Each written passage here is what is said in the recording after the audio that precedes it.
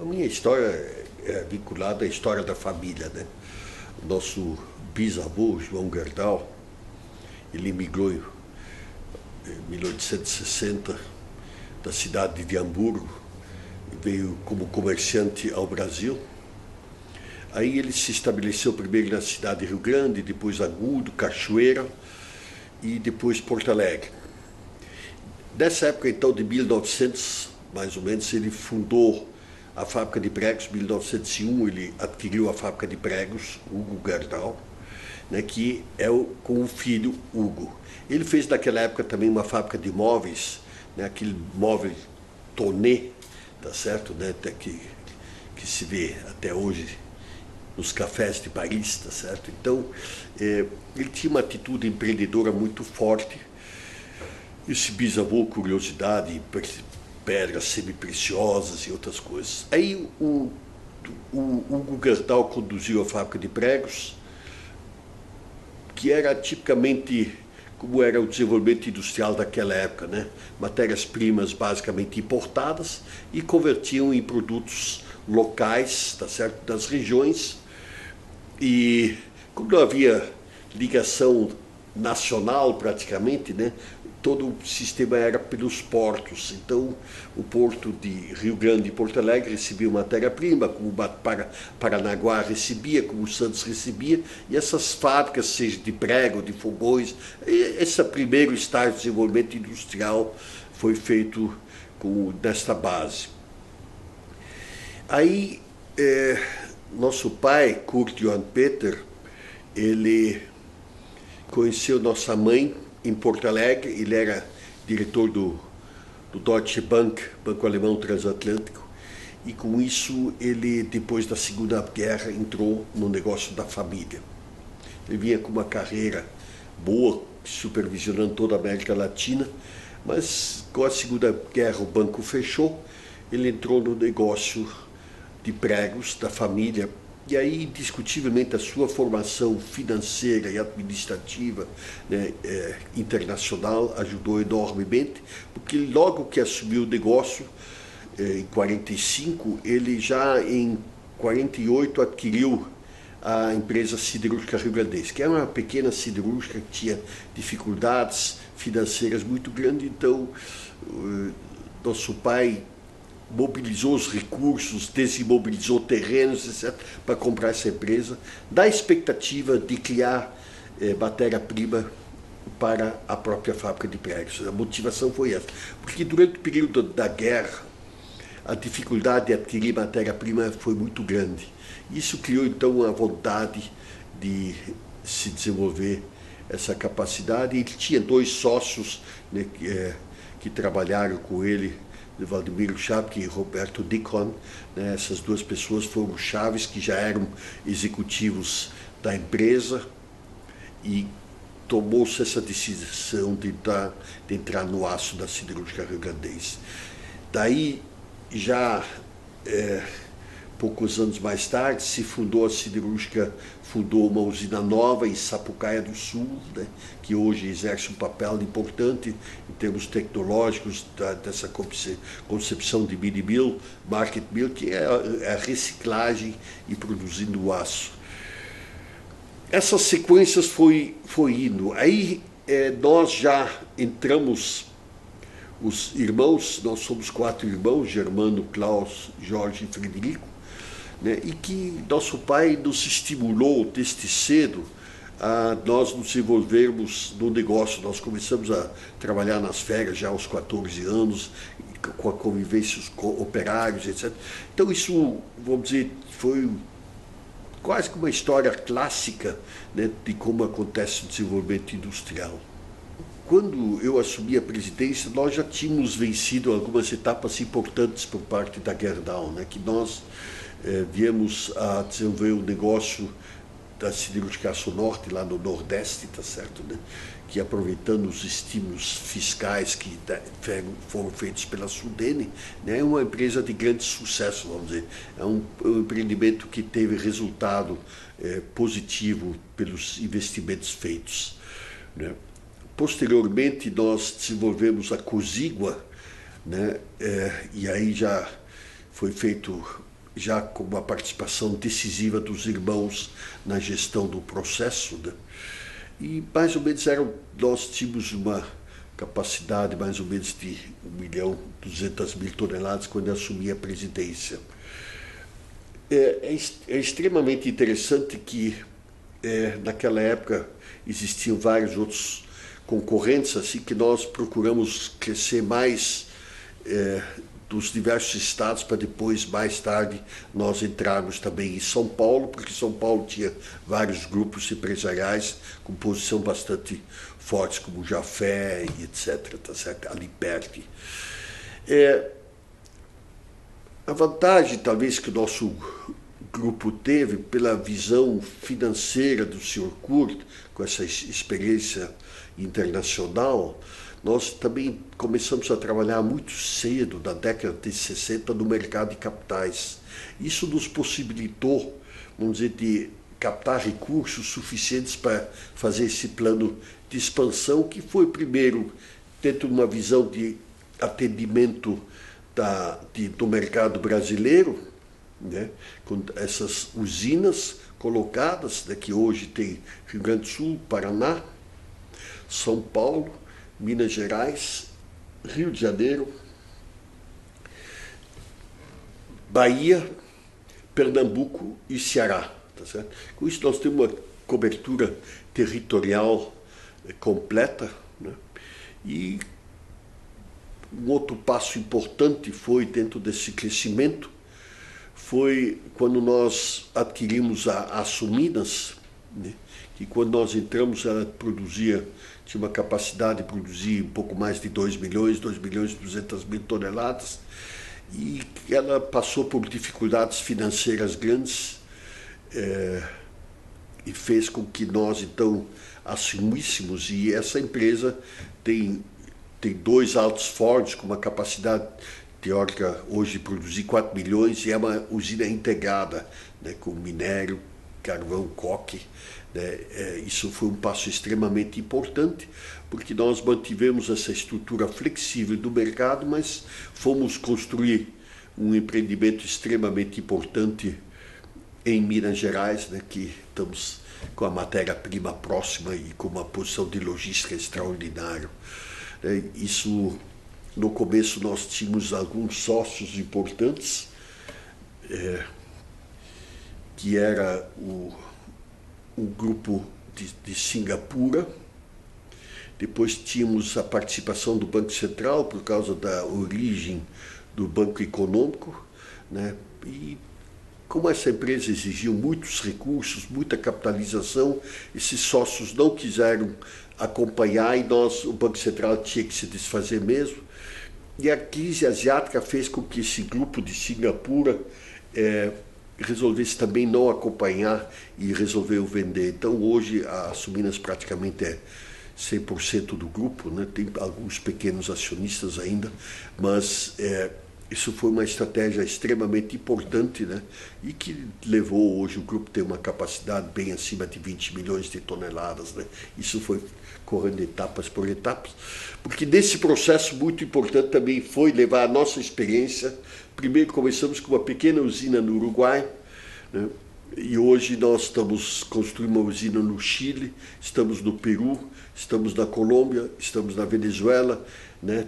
Temos em Guatemala e Santo Domingo posições também societárias, estamos no México, Estados Unidos, Canadá, né? Isso foi sempre usando as equipes com a experiência, a formação de gente, né, concentrada para realmente procurar ter condições competitivas e eficiência operacional. E sempre com o apoio do mercado capitais, né? Isso foi muito importante, que desde 60 talvez fomos os primeiros grupos a realmente no Brasil utilizar esse potencial do mercado capitais, e que posteriormente fomos também para a Bolsa de Nova York, né, que ainda fez um upgrade dessa estratégia, né? Hoje temos uma posição importante no mercado internacional financeiro, né? E que foi construído etapa por etapa.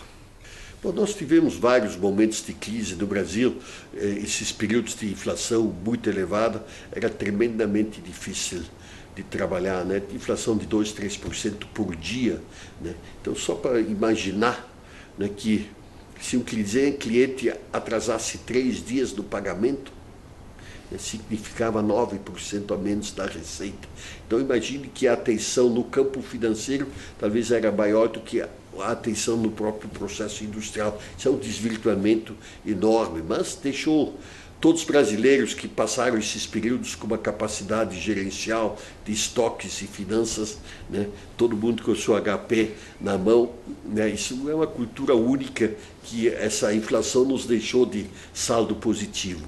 Mas eu diria que talvez o primeiro impacto realmente sério que nós tivemos na siderurgia foi na década de 80, quando teve a crise do petróleo, né, em que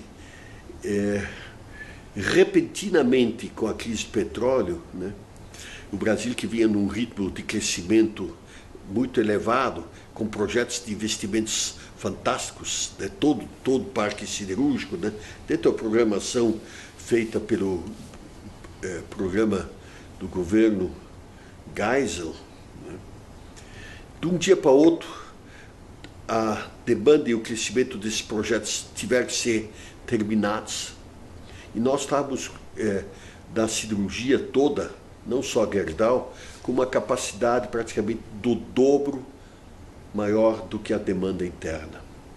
Isso nos obrigou de um dia para o outro, né, a nos capacitar para a exportação. Isso foi um impacto, uma modificação cultural e comportamental, porque nós vínhamos sempre exportando algum percentualzinho países vizinhos, né? E de repente, naquele momento, quando nós tivemos que voltar praticamente a metade da capacidade instalada para exportação, nós nos defrontamos com limitações competitivas semelhantes às que nós temos, de certo modo, até hoje, né? E nós, através da Associação das Siderúrgicas Privadas, ASP, nós fizemos nossos estudos e nossas análises e vimos que tínhamos 2, 3 fatores tremendamente limitativos na capacidade competitiva. Primeiro eram os portos. Nós, para embarcar uma tonelada de aço, pagávamos entre 27 e 28 dólares para conseguir embarcar. E nós, no cenário mundial, era normal conseguir exportar com um valor de 3, 4 dólares uma tonelada de aço, né? Inclusive a Argentina, aí, com esses portos, mesmo fluviais, conseguia embarcar competitivamente. O segundo tema, né, que nos preocupou enormemente, né, foi o problema tributário do sistema de impostos em cascata, né? Então, o sistema tributário brasileiro, que em parte nós temos resíduos disso ainda hoje, né, que é um dos principais fatores da não competitividade brasileira no setor de manufaturados, nos fez com que nós, naquela ocasião, fizéssemos um trabalho muito forte para que se conseguisse a não cumulatividade do PIS, COFINS foi conseguido, o ICM também era não cumulativo parcialmente, porque o sistema não obedece os critérios internacionais de sistematização, simplesmente débito e créditos financeiros. Esses fatores, vamos dizer, continuam em parte ainda hoje, houve melhorias importantes. Nós ficamos envolvidos na construção com outras entidades da Lei dos Portos, né, que foi feito durante o governo Collor, e realmente conseguiu um avanço significativo. Na parte tributária, eu diria que se atingiu os 20, 30% daquilo que seria necessário, é uma das grandes demandas que hoje o setor industrial e empresarial ainda tem. E o terceiro fator é o custo do dinheiro, que continua sendo um fator importante.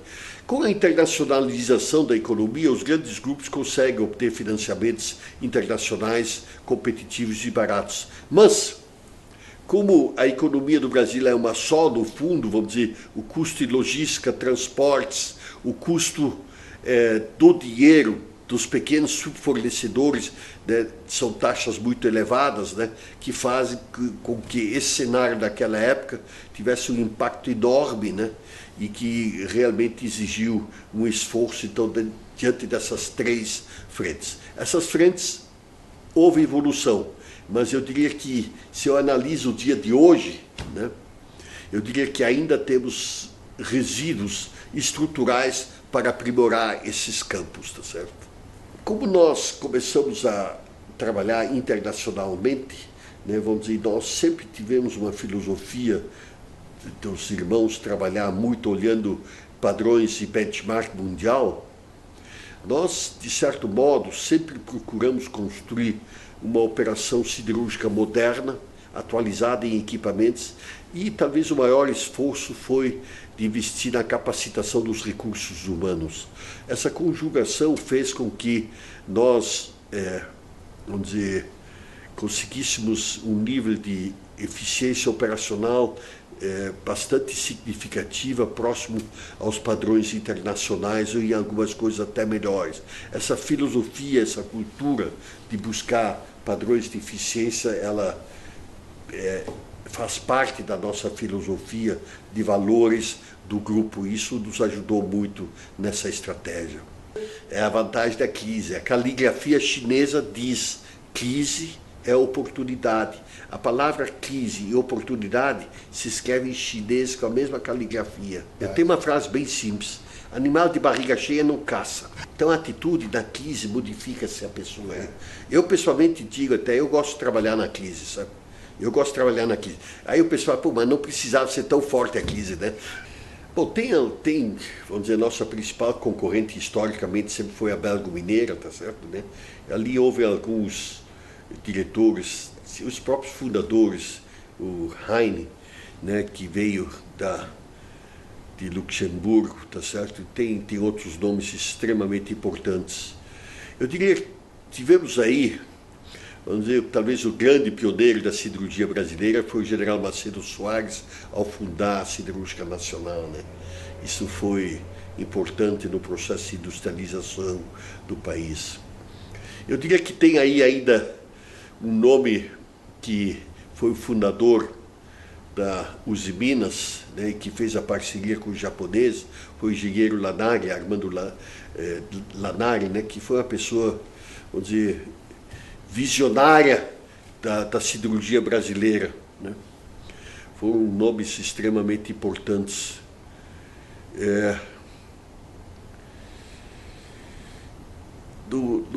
No sistema, a siderurgia, ela, durante muitos anos, principalmente na área de produtos planos, ela era liderada pela Siderbras, tá certo, né? E consequentemente ela tinha uma dependência estatal muito forte, e que o governo fazia investimentos enormes para desenvolver essa siderurgia, mas com as deficiências, né, da demora de execução, projetos caros, né, muito juro acumulado.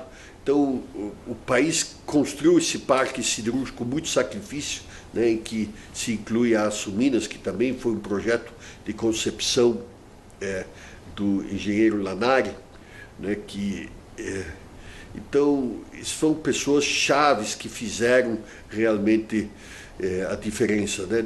Desse grupo também, da Belgo-Mineira, tem o engenheiro Schlacher, que também foi um homem extremamente importante na evolução da competição tecnológica do setor, né? São nomes que fizeram a história, né? De etapas posteriores ainda teve também uma pessoa de grande influência, foi o engenheiro Brummer, tá certo? Que foram pessoas que tiveram visões amplas, né, naqueles momentos históricos da siderurgia brasileira. O maior problema da siderurgia brasileira não está na competência do setor, tá certo? Que o setor dos últimos 20 anos sempre teve uma capacidade de produção igual ao dobro da demanda interna. Depois daquele período de 80, o pessoal aprendeu a exportar, tá certo? Então sempre trabalhou com uma capacidade grande de exportação. O maior dilema que o Brasil tem é que a demanda, o crescimento da demanda do aço no Brasil é relativamente lenta, né? Nós temos hoje ainda um consumo per capita próximo dos 100, 120 quilos per capita, tá certo? E os países desenvolvidos do mundo têm patamares próximos a 400 quilos, tá certo? Sendo que a Coreia tem 800 quilos per capita de consumo. Tá certo? É um grande exportador de navios por isso, né? Mas os países desenvolvidos têm esse patamar, vamos dizer, Europa, França, Alemanha, Estados Unidos, tem patamares próximos aos 400 quilos. A China hoje já está chegando perto a esse número também, né? E a China hoje tem 47% da produção mundial, né? Com aquela população enorme.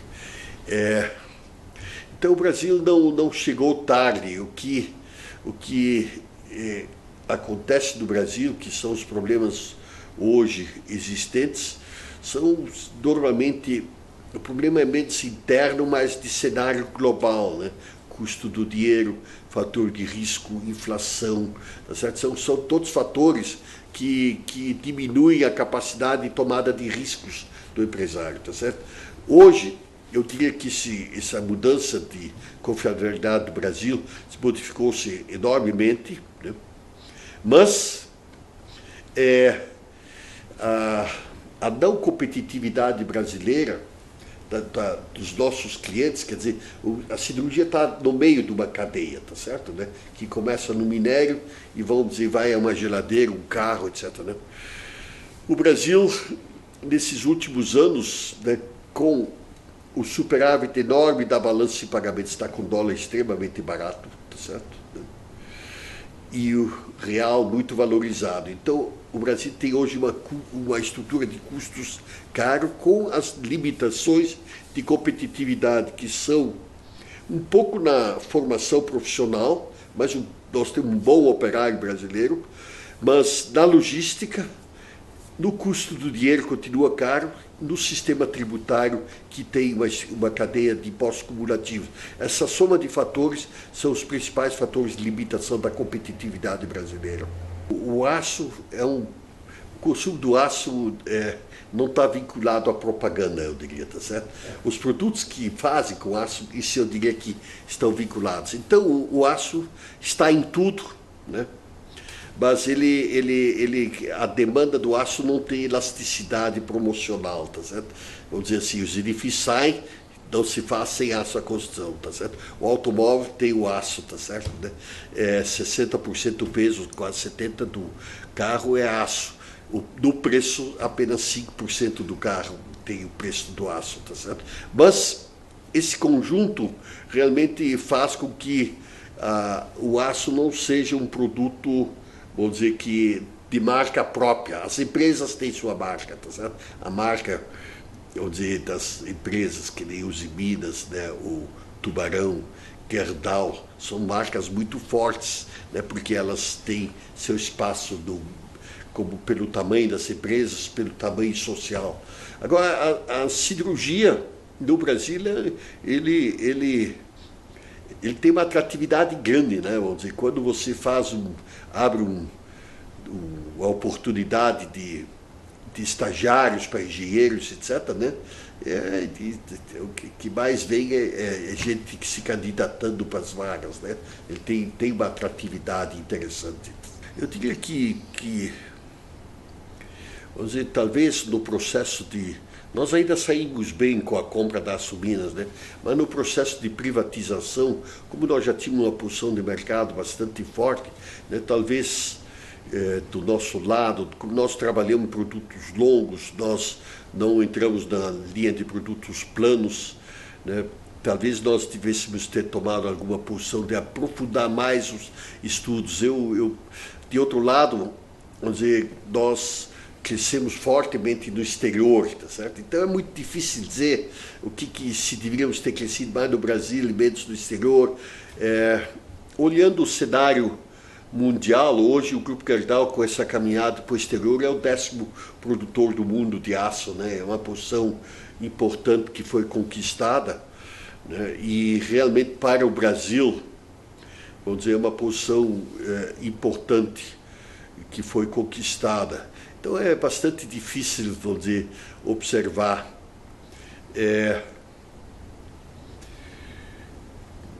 Nessa análise também pode-se analisar eventualmente ainda também ter investido mais cedo em aços especiais. Nós conseguimos conquistar uma posição extremamente forte hoje no mundo, né? Nós estamos praticamente no mundo ocidental, somos o maior produtor de aços especiais, que são eixos, né? Engrenagens, né? Tudo que é de aço de grande responsabilidade no caminhão, no automóvel, é praticamente produzido pela Gerdau.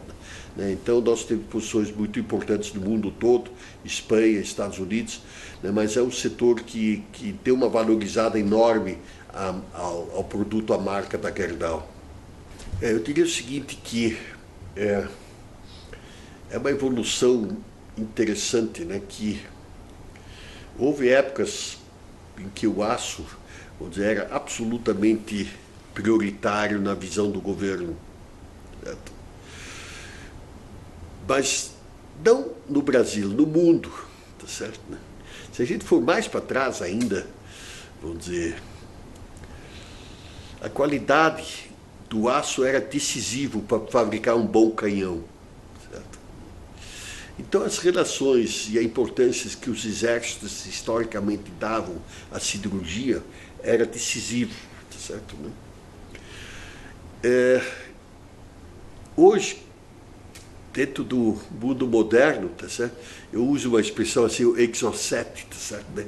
Vamos dizer, a eletrônica, a tecnologia, o mundo mudou muito, tá certo? Então a siderurgia hoje é um produto absolutamente incorporado e quase tecnologicamente normal, né?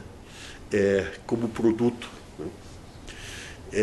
E a tendência do mundo moderno com as novas tecnologias de TI, equipamentos, etc. Então o mundo sofreu evoluções. Então a siderurgia durante muitos anos foi uma peça-chave para definir o poder econômico e político de um país, tá certo? Então o tema da tecnologia tomou um espaço enorme do Brasil, tá certo? É muito, vamos dizer, se o senhor olhar os balanços, né, vamos dizer, hoje no mundo, a Apple está valendo 500 bilhões, tá certo? O que vale muito dinheiro? São recursos naturais, tá certo? Vale muito dinheiro, né? As empresas que têm energia, etc, tá certo? Então há uma modificação cenário, mas nada se faz sem aço. O aço continua disparado a matéria-prima para a construção. Tudo que se constrói, pontes, edifícios, hospitais, escolas, tudo é aço. Então ninguém substitui o aço. E tem a vantagem de ser 100% reciclável o aço também, né? Isso é uma vantagem enorme, né? Que tem poucos produtos que têm um índice de reciclagem, né? Vamos dizer, não é igual a uma embalagem plástica, coisa desse tipo, tá certo? Então você tem esse aspecto ambientalmente, vamos dizer, o aço, por ser 100% reciclável, né? Ele tem um espaço no mundo moderno, sob essa visão ambiental, extremamente favorável, né? Consequentemente, vamos dizer, eu diria o seguinte, que a siderurgia é absolutamente indispensável, ela continua também sendo um fator de multiplicador de empregos. Cada emprego na siderurgia significa 21 empregos indiretos, tá certo, né? Talvez o número mais elevado que existe como fator multiplicador de geração de empregos, né, em todo o efeito da sua cadeia. Então, eu diria o seguinte, a siderurgia continua sendo absolutamente estratégico para os países, para o investimento, para o crescimento, mas surgiram novos competidores, tá certo, né? Que talvez há muitos anos atrás não existiam, certo? Mas também a própria siderurgia, né, ela tem que investir enormemente em pesquisas, porque, vou dizer, um exemplo bom de ver é olhar uma caixa de câmbio de um carro há 20, 30 anos atrás, tá certo, né? Era uma peça pesada. Hoje são coisas, caixas pequenas e leves, né? Isso tudo graças à qualidade do aço, tá certo, né? As colunas dos edifícios, o edifício aí de 10 andares, 20 andares, era uma coluna enorme, tá certo? Hoje um aproveitamento de espaço, isso tudo é tecnologia de qualidade de aço. Quer dizer, onde você mexe, o fator de tecnologia do setor é extremamente importante, sem falar ainda das estruturas de aço hoje que no mundo tem, né? Historicamente sempre foi importante, mas hoje na arquitetura moderna se usa muito. Então, eu diria o seguinte, o espaço que o aço ocupa no mercado dificilmente é substituível, né? E sempre existe esse problema da pergunta de substituição de materiais, tá certo, né? É uma competição. Mas o aço também, pela sua tecnologia, antigamente um automóvel pesava quase, um carro médio para grande, pesava 2,5 toneladas, coisa desse tipo, né? Hoje um carro leve, pequeno, 700 quilos, né? E um carro grande, talvez vai a 1.200 quilos, coisa desse tipo, né? Isso tudo é tecnologia. A própria qualidade do aço, tá certo, né? Vamos dizer, hoje, se para fins de acidente, o carro tem que ter movimento de sanfona para proteger as pessoas, tá certo? Absorpacto, né? Então, o aço é um produto que acompanha as tecnologias e as exigências do mercado. É pacífico que qualquer executivo, né? Qualquer executivo em qualquer tipo de atividade, ele é onerado no processo de disponibilidade de tempo, né? A disputa do tempo é um tema muito, muito sério, né? Entre família, algum lazer e a atividade profissional, né? Hoje com a internet eu acho que esse tema ainda se acentua mais, né? Porque você tem que decidir rapidamente, tá certo, né? A pressão da decisão. O mercado trabalha 24 horas, tá certo? E ainda mais no mundo, né? Então realmente as exigências são enormes. Então eu, indiscutivelmente, se você me pergunta assim, em termos totalmente emocionais, né? Eu me sinto devedor em relação aos meus filhos, tá certo, né? Agora, em parte, de outro lado, talvez tenha compensações, né? Eu acho que talvez é uma desculpa que eu tenho aí, de dizer assim, qualidade e quantidade não é a mesma coisa, tá certo, né? Então, os momentos de dedicação com os filhos sempre foi muito intensa, mas se você me pergunta, eu me sinto devedor, tá certo, né? Do não tempo suficiente. Mas, de outro lado, vamos dizer, eu tenho uma relação extremamente boa com a família, com os filhos, tá certo, né? Que eu diga assim, bom, tão ruim, um pai tão ruim eu não devo ter sido porque a minha convivência com eles, né, é uma convivência extremamente boa, prazerosa, alegre, né? Então, eu acho que esses ressentimentos, talvez, que eu potencialmente diga o que poderia existir, eu acho que foram superados, tá certo? Eu gostaria de fazer uma observação anterior. Nós somos 4 irmãos, né, que tocamos e construímos esse papel. Eu apareço mais porque fiquei no papel da presidência, mas na realidade, os 4 irmãos e mais 2 principais executivos, Carlos Petri e Luiz Pedó, tá certo? Nós gerenciamos a empresa como se não de família fosse, tá certo?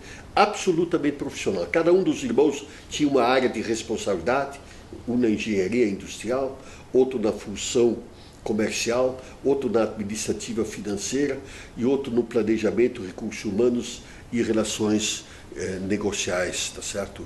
Institucionais. Então, nós tratamos a empresa como um todo, porque focamos em siderurgia, tá certo? E trabalhamos, vamos dizer, os 4 irmãos com Pedó e Petri, tá certo? Como executivos operacionais chave do processo, essas 6 pessoas, né, construíram esse conjunto, né, com dezenas de anos e de uma forma absolutamente integrada e com uma visão absolutamente profissional. Tá certo? Eu pessoalmente até disse assim, eu não quero ser o melhor proprietário, eu quero ser o melhor CEO do Brasil, tá certo? Meta. Bom, na relação com o André, meu outro sobrinho, Cláudio, que são hoje os 2 principais executivos, o CEO e o outro é COO, tá certo? Eles trabalham com uma equipe de profissionais, mas eles, para chegar na posição, né, disputar posições profissionalmente, tá certo? Né? Quer dizer, o fator familiar, depois de ter visto quais são os candidatos que tinham maior potencial, etc., ele teve um pequeno peso no aspecto cultural, né? Porque empresa é cultura, é valores, né? Então, indiscutivelmente, uma empresa que nem a nossa tem 110 anos, né? Esses conceitos de valores e cultura, eles são muito importantes, tá certo? Porque uma empresa só faz 110 anos se tiver valores, tá certo? Você não constrói uma empresa 110 anos sem valores. Então, isso tem importância para nós. Mas a visão é absolutamente profissional e não pode ser de outra forma, né? Nós, nos princípios dos objetivos da família, como acionista da empresa, dizemos que nós queremos ter a melhor gestão profissional disponível para tocar os nossos negócios, tá certo? Então, vamos dizer, eu acho que esse troço, isso é um fator importantíssimo, tá certo? E o André, antes de pegar a presidência, já tinha 25 anos de trabalho na organização deste jovem, né? Da mesma forma, o Cláudio. Né? A indústria do aço é uma atividade muito ampla, muito profunda, de médio e longo prazo, né? Você dedica corpo e alma para poder ter resultados. Então, eu me sinto plenamente realizado no trabalho. E principalmente não só pelo trabalho no aço, né? Mas o significado que o aço tem para o país. Certo? Isso vamos dizer, a gente sente a importância da participação do aço na construção e desenvolvimento do país. Isso alimenta, vamos dizer, espiritualmente a gente de uma forma muito importante, né? Você vê que o aço, ele mexe emocionalmente com as pessoas que estão envolvidas em todos os níveis. Isso é um lado extremamente positivo de trabalhar em siderurgia, trabalhar no aço. Meus pais praticavam hipismo, meu pai e mãe, tá certo? E nós 4 irmãos também, né? Só que os outros foram para tênis, etc. E eu fiquei no hipismo, né? Então eu me envolvi desde cedo, desde criança, né? Desde os 9 anos eu comecei a montar e sempre envolvido. Então toda pessoa que monta cavalo depois fica sonhando em criar cavalo, também deve estar envolvido no ambiente. Meus 5 filhos praticam esporte, a família tem tido resultados muito positivos nisso, né? Vamos dizer, o André fez 2 medalhas olímpicas na equipe, 3 medalhas de bronze da Olimpíada. No Pan-Americano fez 3 medalhas de ouro, né, por equipe. Individualmente fez um 4º lugar na Olimpíada, tá certo? Né? Minha filha Karina, ela já fez uma medalha de bronze Pan-Americano e uma medalha de prata nos Jogos Pan-Americanos agora. Então a família está muito envolvida nesse processo, tá certo? Né? E isso, vamos dizer, talvez das minhas faltas, né, que falamos antes, esse fator do cavalo tem sido assim uma união bastante grande de convivência absolutamente prazerosa. Eu diria que o Brasil, trabalho agora recentemente contratado pela Aço Brasil, o Brasil é o segundo melhor, está no 2º lugar no custo de produção de aço, tá certo? No mundo. Agora também nós somos o 2º mais caro pela estrutura tributária. Então eu digo assim, e é como a indústria, grande parte é no Brasil. A indústria brasileira, o seu operário, né? As empresas melhores são empresas de qualidade internacional e produtividade boa. No momento a produtividade está sendo discutida, mas a produtividade brasileira, olhando números técnicos, é boa. Tá? Se você toma a relação dólar, reais, etc., né, nós perdemos disso, mas na realidade, aquilo que está intramuros, né, ela tem um nível de competitividade muito boa, o aço brasileiro. Né? Mas isso foi construído pelos engenheiros, pela técnica, pela integração internacional que o setor sempre teve. Nós perdemos no custo do aço para a Rússia, que tem carvão e minério. Nós só temos minério, tá certo? E o carvão hoje pesa na formação do preço a mesma coisa que o minério. Os dois têm um peso igual na formação do preço. Eu diria, como produtor de aço, né, eu digo o seguinte: nossa meta tem que ser que nós venhamos atingir uma demanda de 400 quilos per capita no aço. E isso seja feito na base da competência da siderurgia brasileira, tá certo? E não aço importado, tá certo? E isso, vamos dizer, no dia que nós conseguirmos isso, né, vamos dizer que isso nos levaria a 80 milhões de toneladas de consumo aqui dentro, né? Isso seria um pulo fantástico para o desenvolvimento do país e de toda a indústria. E cada operário a mais da siderurgia significa 21 empregos na cadeia. Então eu sonho que o Brasil possa atingir 400 quilos de consumo per capita, como os países desenvolvidos têm. O Brasil, vamos dizer, ambientalmente está em primeiro lugar no aspecto do aspecto ambiental em relação à siderurgia, tá certo? Né? Porque nós usamos tecnologias modernas e como temos energia hidroelétrica e 40% do aço é produzido na base de energia elétrica no Brasil, nós temos a vantagem de que a nossa energia é predominantemente 80 e tantos por cento é hidroelétrica. Então nós levamos uma vantagem ambiental sobre o resto da siderurgia mundial boa. Nossos patamares dos fatores ambientais são relativamente bons. Na água, para dar um exemplo, né, a Gerdau tem um índice de reaproveitamento de 97%. Em geral, a siderurgia tem um número bastante elevado, próximo a esse número. Nós temos, vamos dizer, como já mencionei, o problema da energia. Nós temos uma parte de aço produzido também com carvão vegetal, que também tem limitações físicas, mas é um pedaço importante. E eu diria que o debate sobre o problema ambiental, no meu entender, a humanidade tem que passar a se entender e é essencialmente no investimento tecnológico. Eu faria com que os países que têm maiores índices de poluição, né, que investem por atraso de investimentos e ou por serem maiores consumidores, são os maiores geradores de CO2, tá certo? Invisto na proporção do maior consumo per capita, tá certo? Então, eu vou dizer, tem tendências aí no mundo desenvolvido querer que nós continuemos com 100 quilos para ficar com baixo nível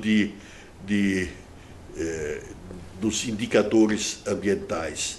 Eu disse, eu não abro mão que nós venhamos ter 400 quilos, tá certo? Talvez se todo mundo for para 300, também vamos para 300.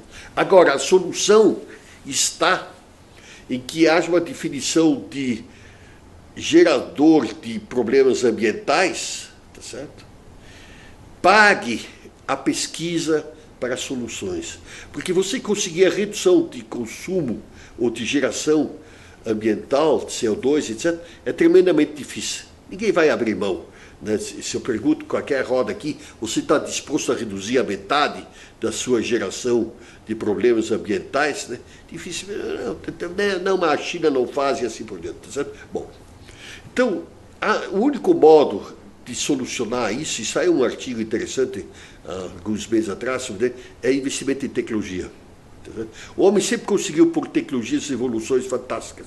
Então, esse problema tem que ser maciçamente investido para fazer a equação, tá certo?